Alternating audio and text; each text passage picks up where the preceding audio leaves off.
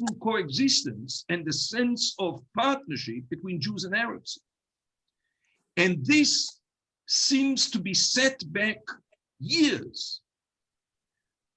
The good news is twofold. One, by all accounts, while this involves hundreds, thousands, at the same time, it is clear to practically all, except for some in the Jewish community who basically, I think, are adherents of the notion that a good Arab is a dead Arab. And that is, of course, the most dreadful of all. But it seems that all assessments show that over 90% of both Arabs and Jews desire to pursue coexistence and partnership.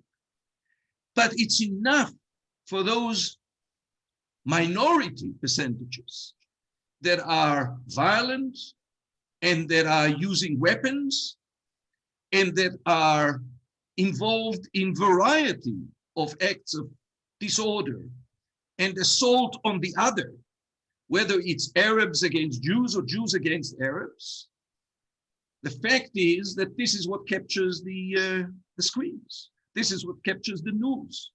So on the one hand, it's important to note that the overwhelming majority of Israelis wish to have Israel be a home for both Jews and Arabs.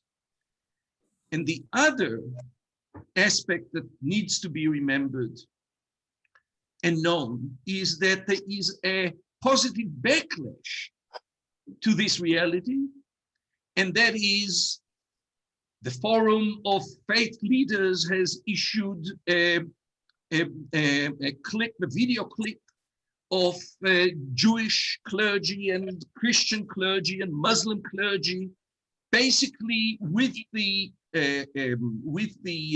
motto of violence have no room in our faith. Scores of major corporations in Israel have published, I think yesterday, a call under the title of Khalas, die. Basically, it's an even more slang usage of enough is enough.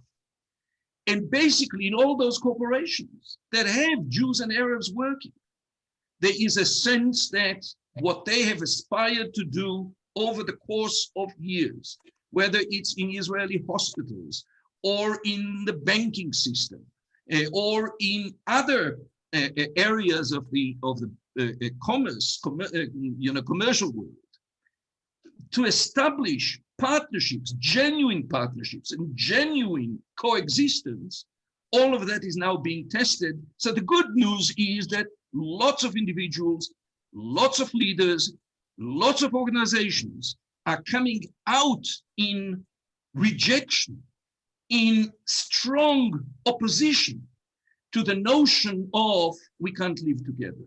They say we can and we ought. And lastly,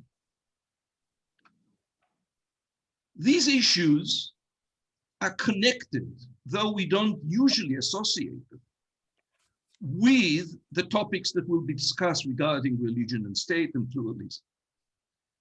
Namely, while we would love to think that religion is a source of peace and reconciliation and human value and the equality of humans, the truth of the matter is that religion has been a source more of rejection of the other, dehumanization of the other, delegitimization of the other, and hate speech than the opposite.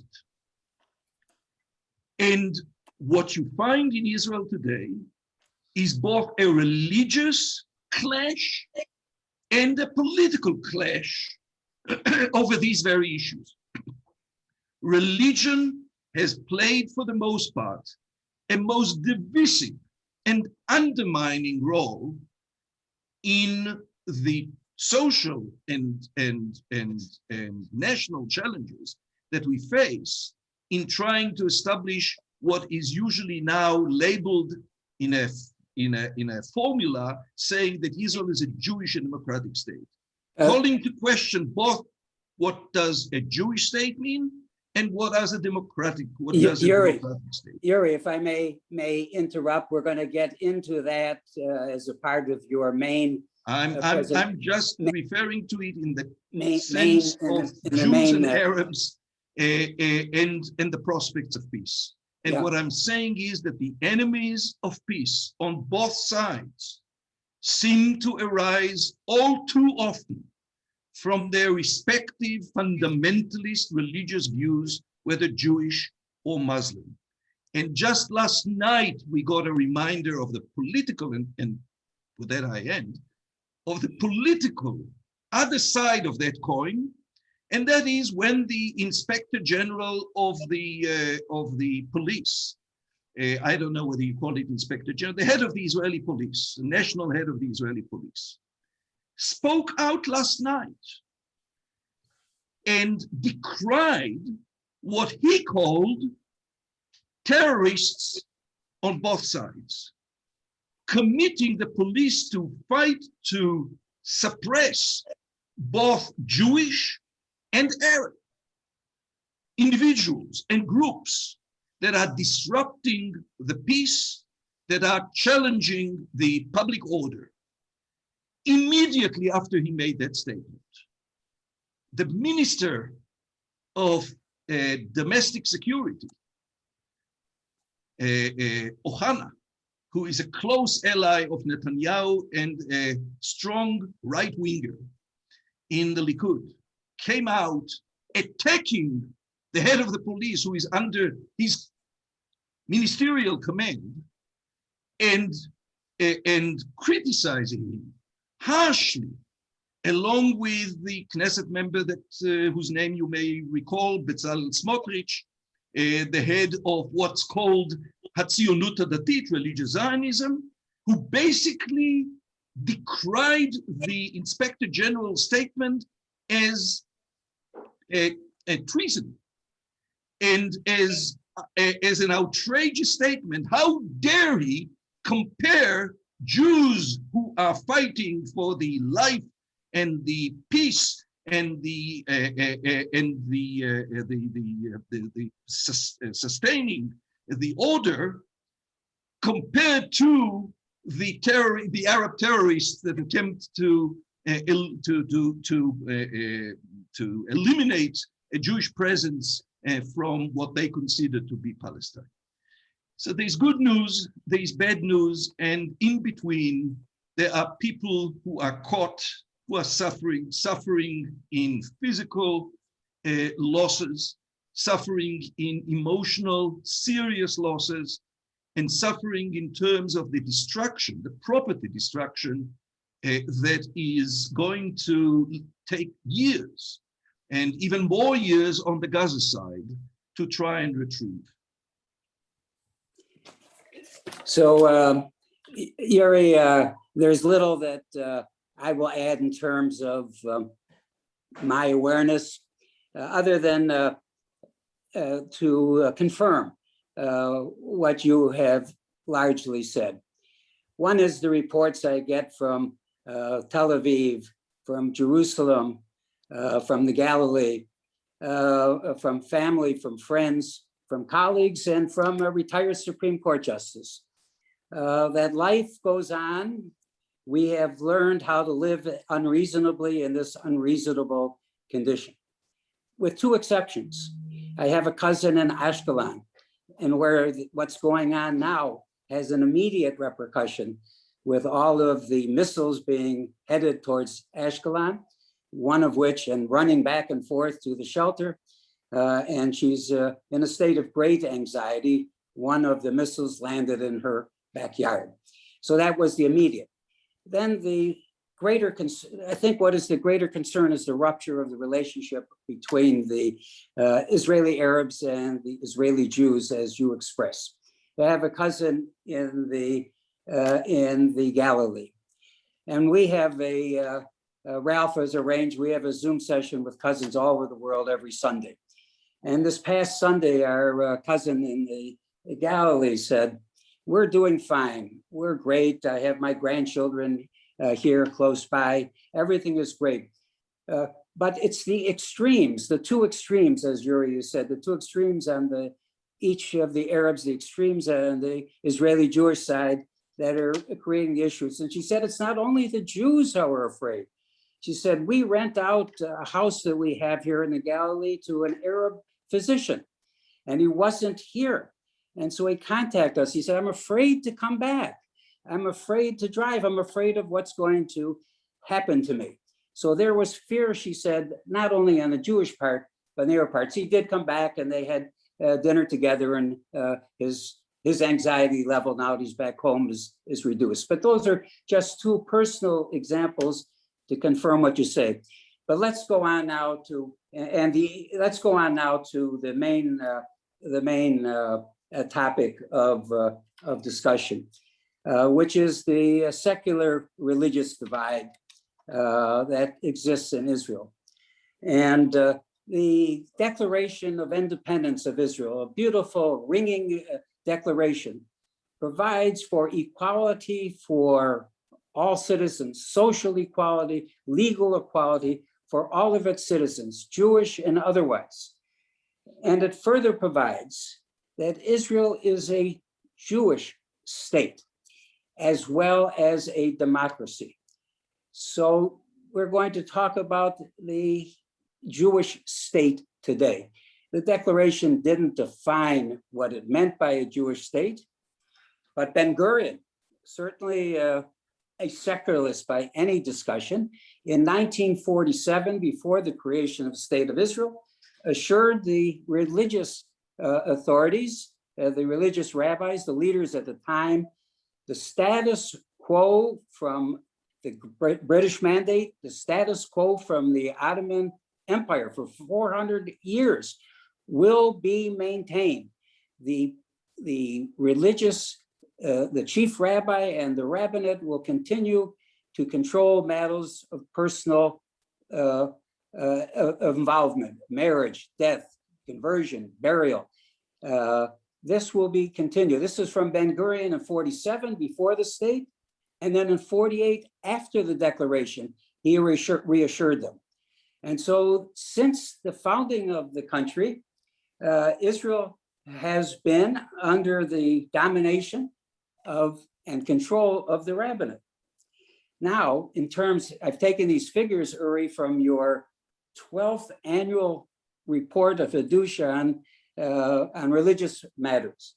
As of now, in Israel, 10% of the population is ultra-Orthodox, 11% is Zionist Orthodox, 14% is traditional religious, 18% is traditional non-religious, and 47% are secular.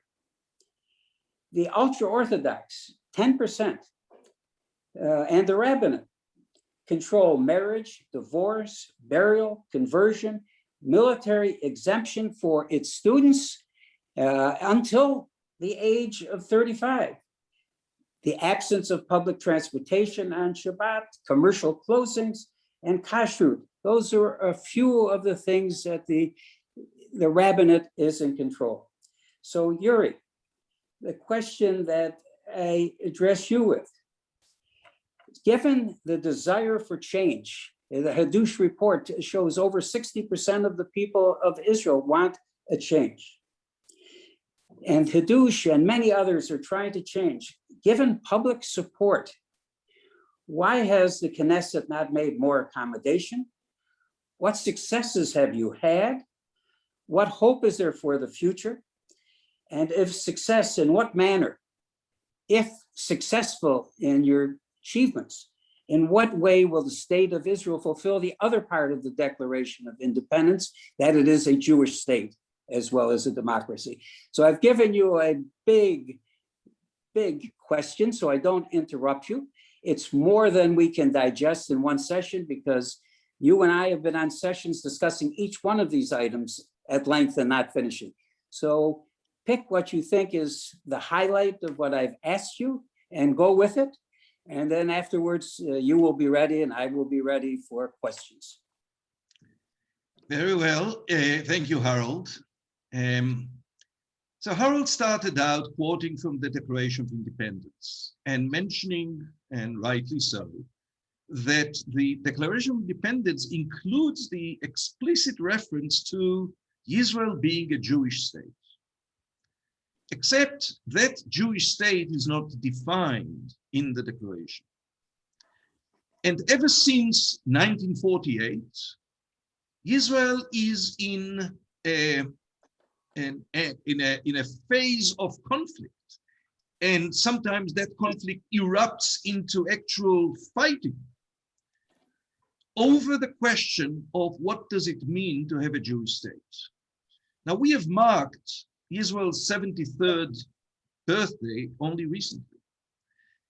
And it's odd because I doubt that many on this call have reached the point of being 73. But even if you are not right there, I think that you would agree with me that someone who reaches the age of 73 would have a good idea as to who he or she is.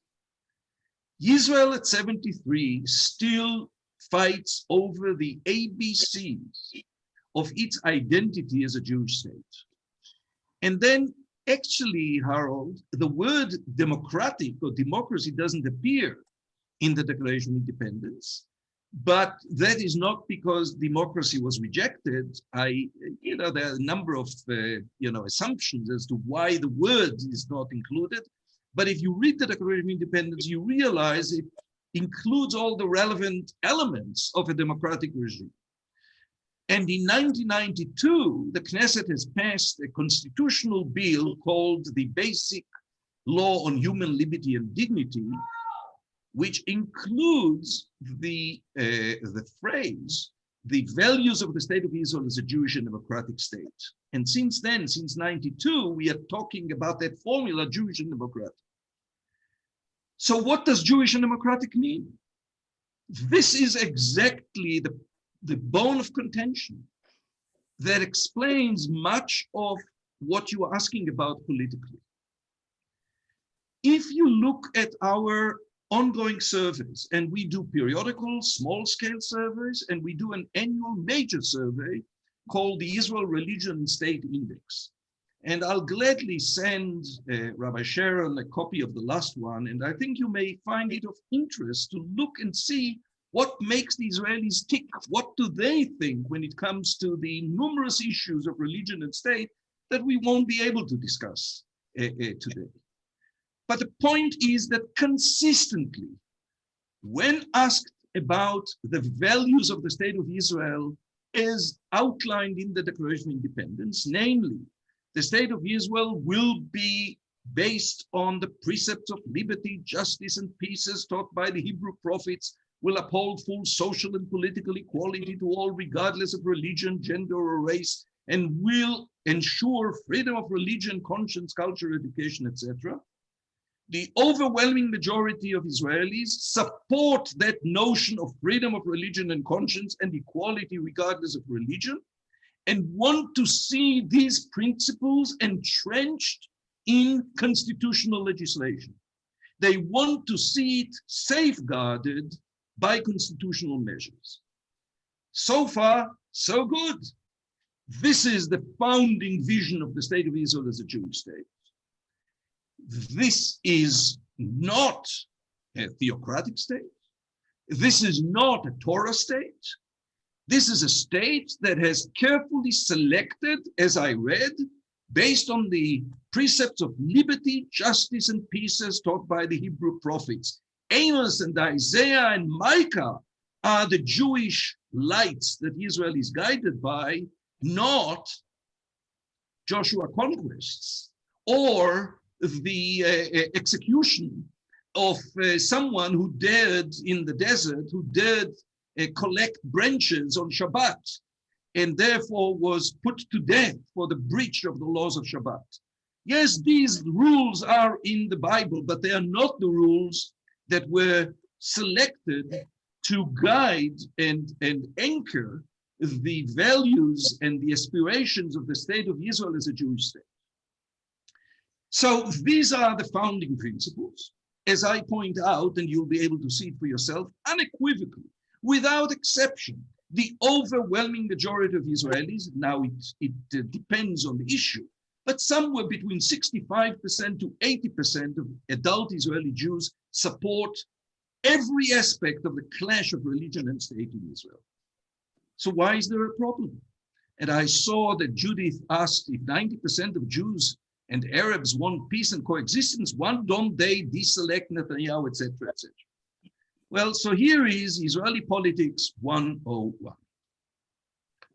First of all, I did not say that 90% want peace and coexistence. I didn't refer to peace, if I remember correctly, I referred to coexistence. The issue of peace is a tricky issue. Peace is not the issue within Israel. Peace is the conflict between Israel and the Palestinians, at least a tangible peace conflict.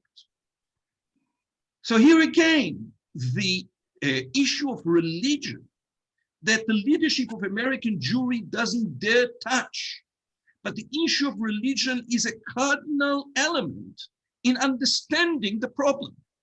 There was a study of the views of youth in Israel, Jewish youth, Arab youth, a multi-year study.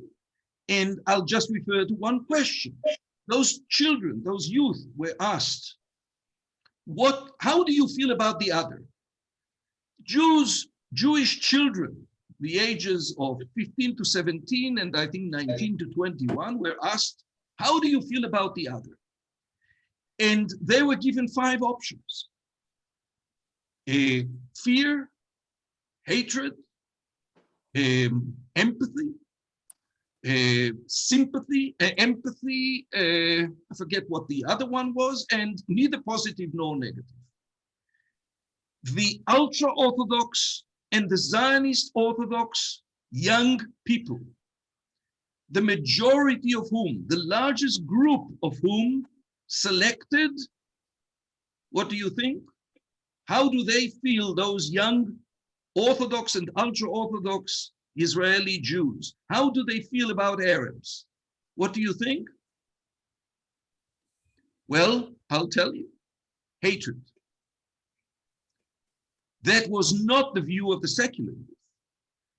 Unfortunately, the secular youth mostly responded neither positive nor negative. There was no love lost. There is a real existential challenge here. But we need to understand that whether we discuss religion or whether we discuss Arab-Jewish coexistence, we cannot lose sight of the role of religion.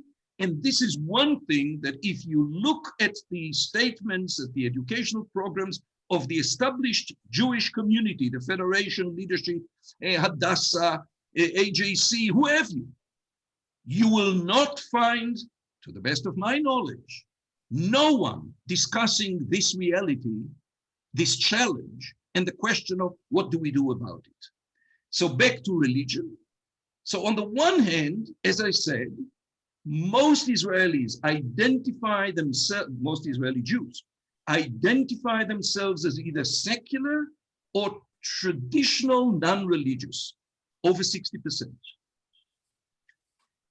who for the most part hold views that support the notion of religious freedom and equality. But when you gauge how do Israelis define themselves politically, and you use just the 2 dividers, left or right, and when we and others are asking, are you defining yourself as center, left of center, left, right of center, right? What you find consistently in recent years, that was not the case in earlier years, and that may not be the case in the future. But what you find is that some 65% of the Israeli adult Jewish population defines itself as right of center. 65% right of center. Only about 15% identify themselves as left of center. Well, so now we see that there are two prisms.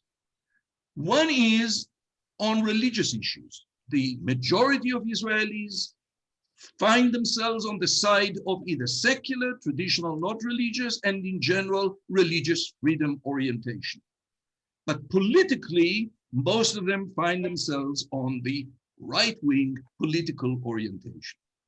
And the reason for that is people don't have faith in the prospect of a genuine peace with the Palestinians. People fear. The leadership incites that fear and uses that fear.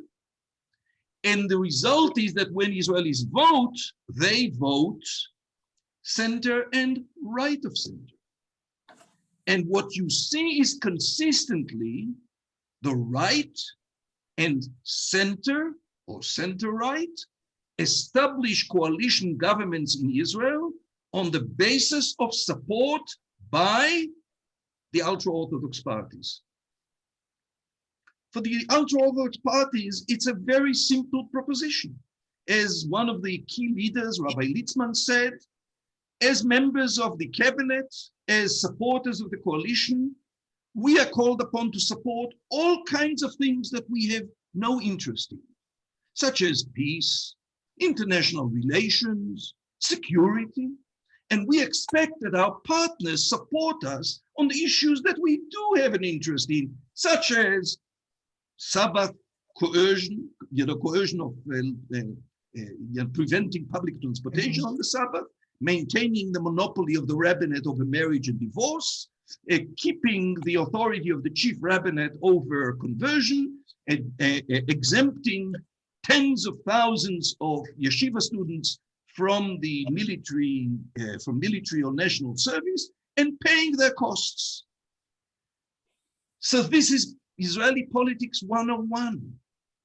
Those who vote for the Likud want religious freedom. But the trade-off is religious freedom and other key civil liberties, such as gender equality, are being sold off to the ultra-Orthodox parties in return for their votes. We got close to changing that in 2013, when Lapid and Bennett, in his previous incarnation, forced Netanyahu to form a government coalition without the ultra-Orthodox parties. We got close to that over the course of the last 2 years, when a new political player came on the scene, namely Benny Gantz and Blue and White. And there was, for a minute, there was the possibility of establishing a coalition that would indeed be center and right of center, but would not depend on the goodwill of the Haredi parties. So that's the explanation. And now just a couple of minutes regarding, so what can be done about it? And what are we doing about it? Well, first of all, Israel is in a political limbo. And those of you who are reading the news from Israel, I'm sure know it. Will Israel be going to be able to form a coalition? Lapid, Netanyahu failed in putting together a majority coalition. And the mandate was transferred by the president to Yair Lapid. And he has 2 more weeks to try and put together a majority, but the likelihood of that majority forming is slim because Naftali Bennett has recently, as a result of the security escalation and the clash, etc., announced that he rules out the possibility of this alternative coalition that had to depend on support, even outside support, of an Arab party. And he wouldn't hear of it. At the same time, the alternative is that Israel will go into yet another election round. And this is, of course, a horrible thought for practically everybody in Israel, but may not be avoided.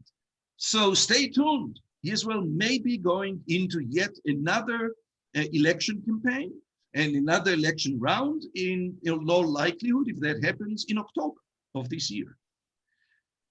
So in the meantime, with the politics either not working out in support of religious freedom or being in a limbo, what happens is that we do much of what the civil rights movement did in the States. We go to court.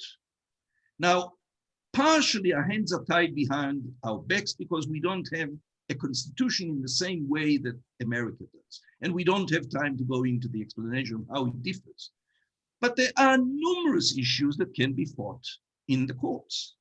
So back already in 1986 and 87 with the Susan Miller case and many subsequent cases that I fought in the Supreme Court and my successors have fought in the Supreme Court and the district courts over recognition of non-Orthodox American or European or Australian or South African converts to Judaism who converted under reform or conservative or reconstructionist auspices were successful. We were able to get the court to agree with us that the law does not grant monopoly to the chief rabbinate over the question of who is a Jew when the question is for the civil purpose of registering a person as a Jew in the Israeli population registry or granting the rights under the law of return. So there was a distinction created in Israel. If you want to recognize a person as a Jewish based on, let's say, reform conversion, that's fine for civil purposes. That person can make aliyah. But what, again, the American Jewish leadership either doesn't know or doesn't acknowledge and it isn't willing to work and fight over is the fact that none of these individuals can legally marry in Israel. Nor can 350,000 Israeli citizens from the former Soviet Union, whose mother is not Jewish. And you tell me if you found Hadassah or any other of those wonderful NGOs, those grassroots organizations in America fighting that tied themselves to the fences of the American consulates and embassy in support of Soviet Jewry, do you recall any of them now standing for Soviet Jewry once it came to Israel and finds itself subjected to the coercion of the chief rabbinate, empowered by Israeli secular law, made possible through political horse trading that denies Israelis the right to marry, the freedom to marry, because there is no civil marriage in Israel. And both Jews and non-Jews marry only according to the respective laws of their religious communities. And if you don't belong to a religious community, namely, if you're not Jewish and you are not Christian in the sense of one of the recognized Jewish Christian communities, and you are not Muslim, you can't marry at all in Israel. So the reality is that if we look at this core civil liberty of the right to marry, the right to family, Israelis are denied en masse, hundreds of thousands are denied the right to marry legally in Israel, even though this is such a basic international recognized civil liberty, and in spite of the fact that the overwhelming majority of Israelis support it. And therefore, what can be done? And this is the end. One area, as I said, is legal advocacy. And last week, we at Chidush submitted a petition to the Israeli Supreme Court on behalf of Chidush and 4 major women's rights organizations, the Israel Women's Network, Naamat, Pioneer Women, and the Reckman Center for Advancement of Women's Status at Bar Ilan University, and feminist lawyers organization called Itach, challenging the Minister of Religious Services and the Attorney General over the issue of gender equality in Israel's religious councils. This is an issue we've been fighting for a number of years, And from basically no women's representation, we got to a point where there is some women's representation, to a point where the Attorney General at our intervention ordered the Ministry of Religious Services to appoint at least 30% women to Israel's numerous religious councils that administer religious services, and to apply affirmative action and equal representation when appointing women to senior position running religious councils.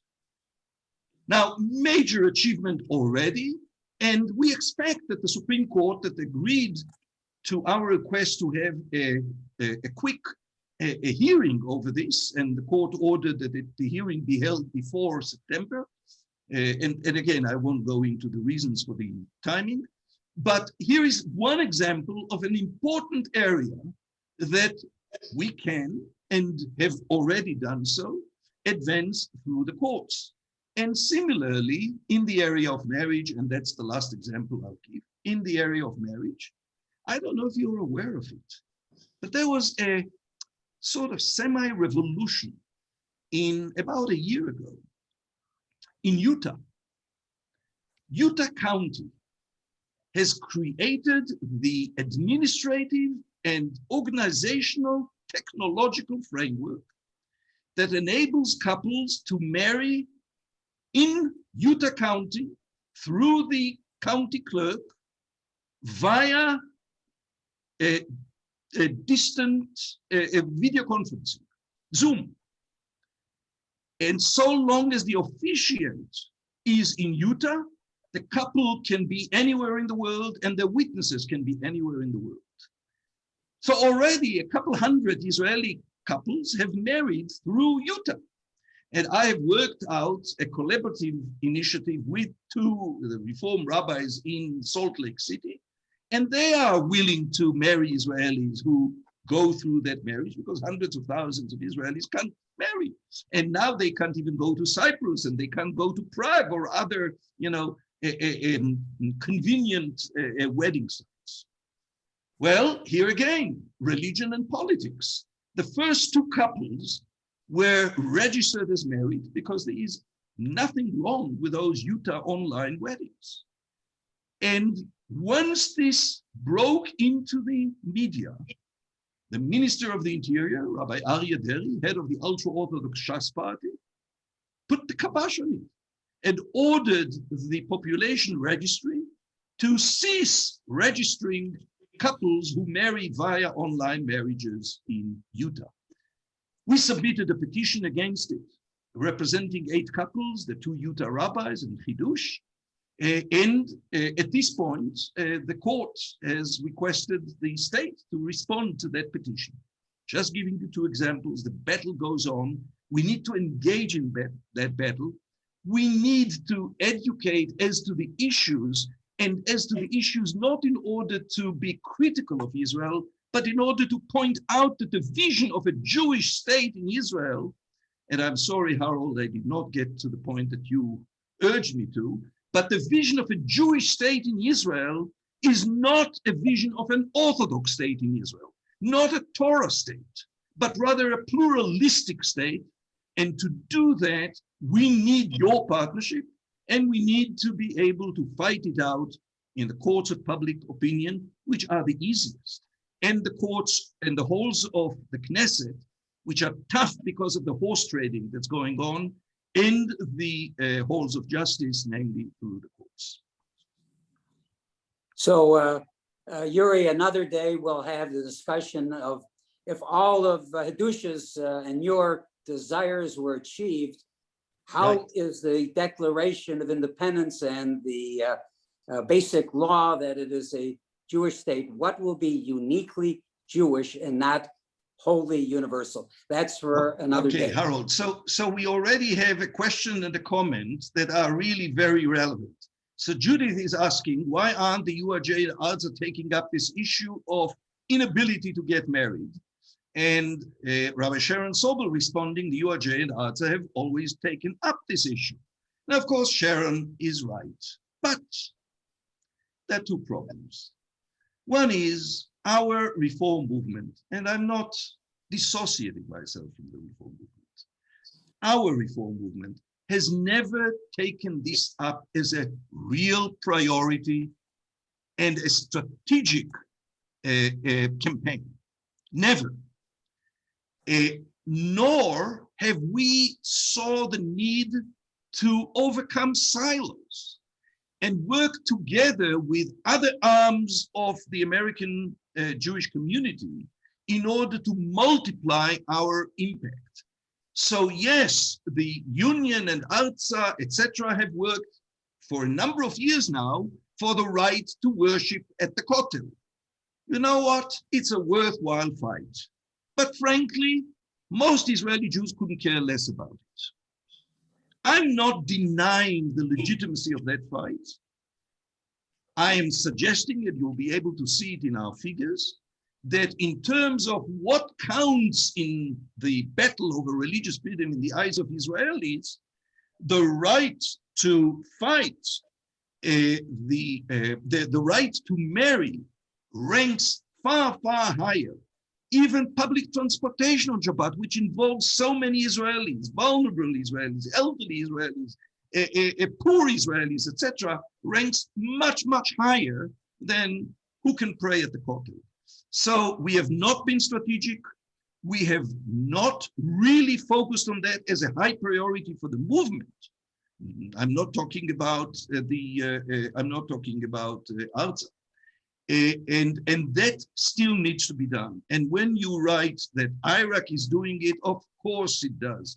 Iraq is my brainchild. I founded Iraq. I headed Iraq for 15 years. Anat Hoffman, who succeeded me, is doing a fantastic job. But again, we have a number of partners that we work with in Israel. We work with Iraq. We work with a secular group called Be Free Israel. We work with women's organizations, as I mentioned now, but all of us are making tremendous efforts to break through, but there is a limit to what we can do alone, both in terms of the funding available to us and in terms of the need to counter the political machinery that has so much vested interest in keeping the coercing legislative measures and the monopoly of the chief rabbinate. It'll take more than merely Iraq and us and a handful of other organizations can do on our own.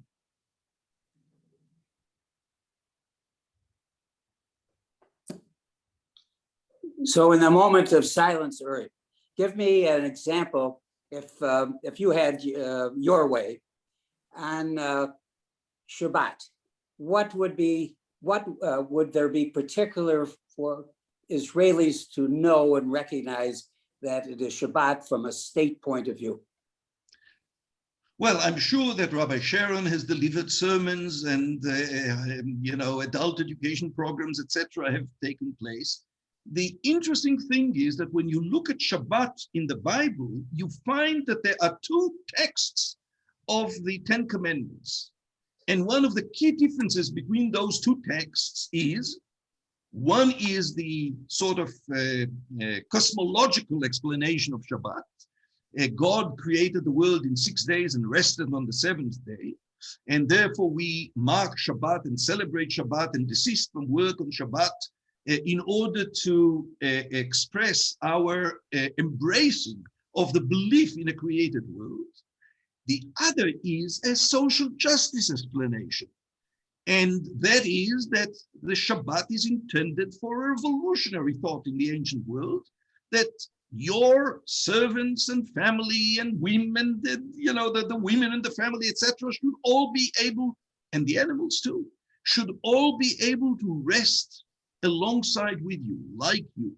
Namely, a world in which class differences and financial differences do not dictate the ability to enjoy rest, to enjoy a day of rest. And therefore, the question of Shabbat in Israel is, I think, something that Israelis can easily, and many do, relate to the social justice aspect of the mitzvah, of the commandment of Shabbat, even if they don't believe in a created world, there is wide consensus on Shabbat not being just like any other day. And had there been a proposition on the table, recreational activities, sports, food industry, I mean restaurants, etc., and public transportation on a limited scale would be approved, but regular commerce would not, and the public transportation would only be conducted on a limited scale with smaller vehicles, etc. Here is an example of eating the cake and having it, namely maintaining the essence of a Jewish Shabbat. It's not a socialist Shabbat, it's a Jewish Shabbat. This is what we gave to the world. And at the same time, being able to expand the freedom of choice and the liberties and the ability to enjoy Shabbat the way most people enjoy it, given that Israel has 6 working days and Shabbat is the only rest day. And just to add to that, again, I would be all in favor of reviving a tradition that existed in the 50s. And Bialik, and I'm sure those of you who have heard anything about the national poet, Israeli poet, Chaim Nachman Bialik, and we sing, his Shabbat song as part of our service. Bialik in Tel Aviv initiated Oneg Shabbat. He initiated a Friday night Shabbat celebration programs that were not a religious ritual. They were cultural in essence, but contained contents of the spiritual value of Shabbat, and it was a mass success, very popular. This is the kind of thing that I believe could enrich the experience of Shabbat by many Israelis who currently are alienated because it's associated with coercion and blue laws. We're gonna end here in just a moment. This discussion could go on so long.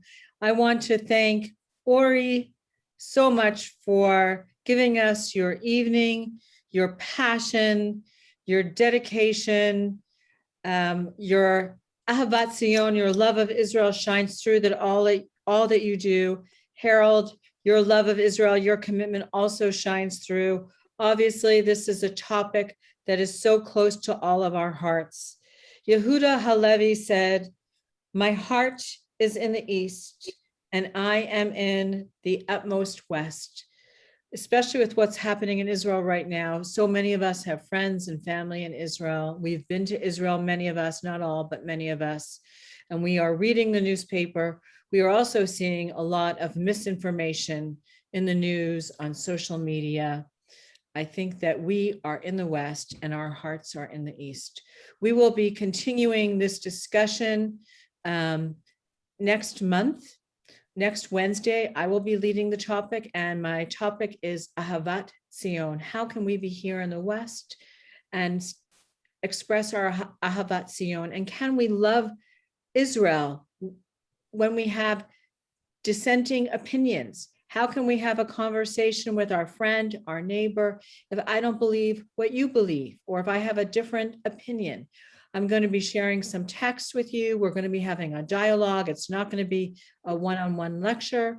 We have 4 sessions. Today was our number 1. So thank you, Ori. Thank you, Harold, for getting us off to a great start. We will have 1 in June, 1 in July, and 1 in August. I see that Ralph has your hand raised. We have time for one last quick statement. Ralph? Wondering if those who want to could stay on with Uri and talk about the current unpleasantness going on. Ori, do you have time for, I can turn it over to Jeff. Jeff, I have another session I need to get to. Jeff, do you have a few minutes that I can turn it over to? Yeah, I can do a few minutes. I could say a few minutes, but really not beyond it. Well, Okay. I just was thinking of some people just want to talk more about what caused it, what the solution is. Oh, that's like a whole nother lecture, and let me see if too, maybe I can arrange to get somebody to talk. Maybe I should arrange to get another speaker to talk to us. How is that? That might be a little more, let me see if I can probably get Josh Weinberg, the head of ARTSA US, to come and have a chat with us. I I would love somebody from Israel, but that's okay. Well, Josh lived in Actually, Israel. Josh Josh lived in Israeli, Israel he for- made Aliyah. Josh Yeah. lived in, yes, Josh lived in Israel for Oh. a very long time. And he is constantly in touch with Israel all the time, and he is the head of ARTSA US. So he is a mumcha, an expert. Would you agree with me, Ori? Yeah, I think that he's well informed and well connected in Yes. Israel. He knows exactly what's going on, and he's a good person to talk. And there are so many other people who can talk to. And maybe I might even be able to get Michael Marmer to speak. He's a great speaker That too. would be And fantastic. if I may, in a way, it's sort of a follow-up to Harold's concern. I'll also send you, in a couple of weeks, we are going to hold a webinar with Professor Moshe Hellinger of the Political Science Department at Bar Ilan University, modern Orthodox scholar at this modern Orthodox university, who is going to speak about the topic of, can Israel be more Jewish and more democratic? It's a wonderful vision of his, which I think many of you will find of interest, because it really shows that the distinction is not between Orthodox and non-Orthodox, but between those who see Judaism as compatible and complementary to democracy, and the two can enrich each other and live side by side, as opposed to those who view Judaism and democracy as diametrically opposed. And therefore, in order to have a Jewish state, we must crush democracy, or vice versa. So I'll send you the details of that And webinar. send it to me and I'll publicize it. I would be Very happy to good. do that. All right, I will get somebody else to speak about the matzav, the situation in Israel now. Or we will let you go. I know it's getting late All right. there. Toda rabah from our heart. Thank you. to our- Shalom, shalom. We wish you and all of our friends in Israel shalom.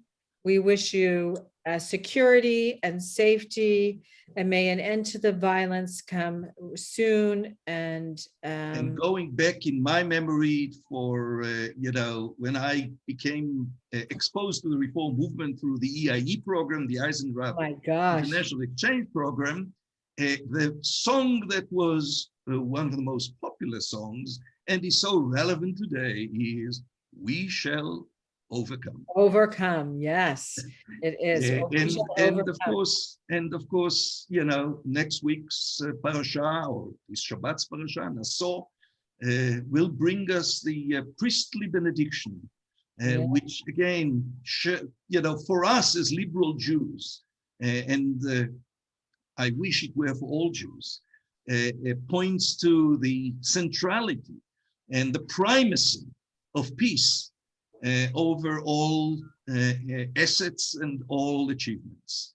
So we shall overcome, and peace will come. Ken Yehi Ratzon, may this be your will. And on that note, we Shalom, say shalom. Amen, Lahitraot, and we'll see you soon. Toda rabah. Bye-bye.